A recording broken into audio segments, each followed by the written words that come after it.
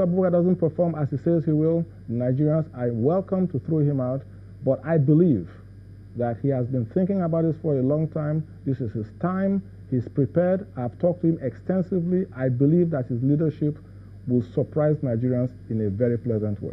Even though he doesn't look ready to be thrown out, the document is talking about 2025. The document talks about 2025, and the reason why it's talking about 2025 is because government is a continuum, and there are some things that can be done in 4 years, but the foundation will be laid well enough so that whoever comes in, be it APC, PDP, or somebody else in 2023, will continue with the programs and the steps that have been taken. So why does the document say, or how, again, we need to ask the how, do you plan to create 3 million jobs a year? I can tell you, I thought you would ask that question. The reason, first of all, why we say 3 million jobs is because we have a population of about 160 million people growing about 3% a year. That throws off roughly 4 million new Nigerians every year.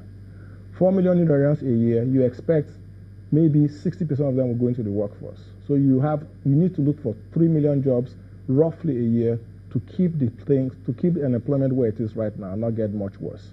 I will have gone for 5 million jobs, but cooler heads prevailed and said 3 million jobs. So we'll go with the minimum. We're saying a minimum of 3 million jobs.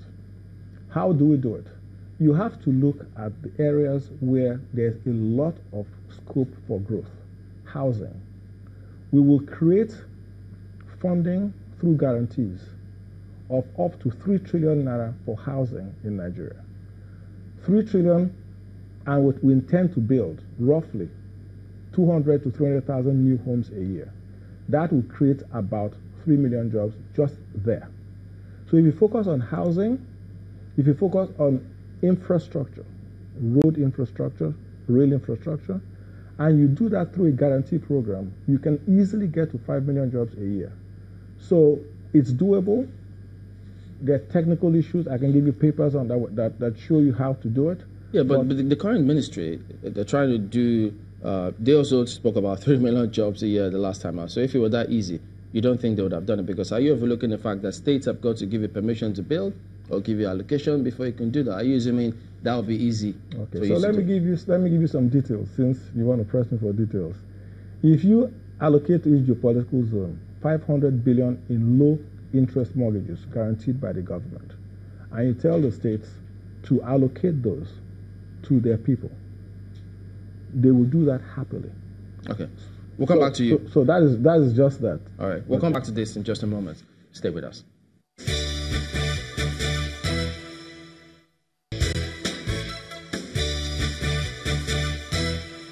All right, go ahead and tell us, conclude your thoughts on the how for that. Okay, I'll just take housing, which is you take 100,000 units, low-income units backed by low-income mortgages in each geopolitical zone. You mandate that those houses, when built, must use made-in-Nigeria furniture. That's a condition for getting the mortgage. Between the furniture industry and the housing, building the housing, that creates somewhere between 3 to 5 million jobs a year for the next 5 years. And even if you did that, that's 500,000 units a year for the next 5 years. You don't even get to the housing deficit. But that's a first step. People who get a mortgage of 5% or 6% a year will not default on their mortgages because they realize it's a benefit. So I think that that's how you start. What about the challenge of making the houses affordable? You're giving somebody a mortgage at 5%. 10 million mortgage at 5%. There are very many, and you're talking about 500,000 a year. You can find 500,000 people in Nigeria that will qualify for a 10 million mortgage at 5% very easily. But as it is now, I mean, we ask several people time and again about this mortgage and the federal mortgage scheme. It's not easy. They're not accessing that easily. Because they do it the wrong way. They are not guaranteeing the mortgages. If you guarantee the mortgages so that in any case of a default, the government pays for the default, the banks will lend. So you guarantee the mortgages and then let the banks lend.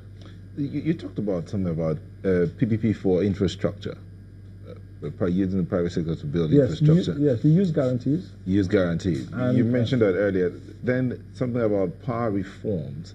Then there are those who are concerned that, I mean, when your principal was the vice president, there were privatization processes that happen. The Yes. power sector, for instance, Yes. that's one of the biggest issues in the country. And that conversation still on how it has not worked for the power sector, especially.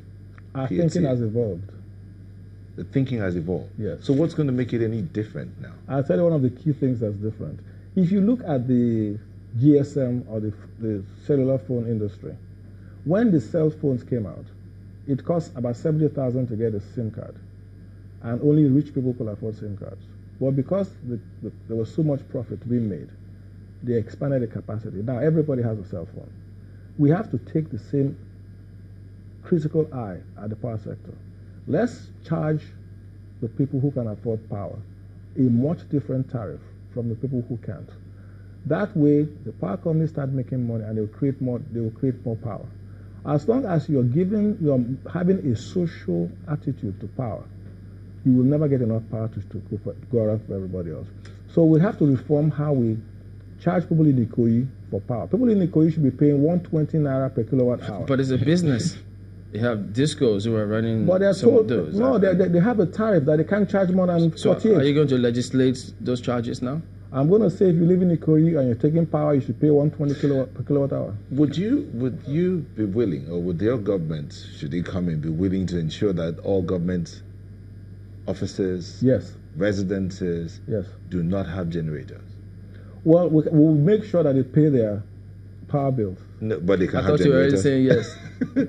But they can have generators. They can have generators, but if we'll get enough power in time. Our target is 20,000 megawatts within a short period. How many megawatts are we promised in 2015?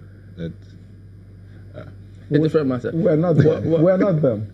But okay, because I was just looking at this corporate tax, which you're still going to take back through VAT, and we didn't have opportunity to look at that interest rates. But we'll revisit this, I guess, in the coming days. Thank you very much indeed for coming on this morning. Mustafa Chikobi is the economic advisor for Atiku Campaign Organization. That's the show today. We thank you all for watching. We'll see you tomorrow. I'm Chamberlain Uso. I'm Neota Aide. Have a good day. Have a great week ahead, everybody. I'm Juri Ngalale.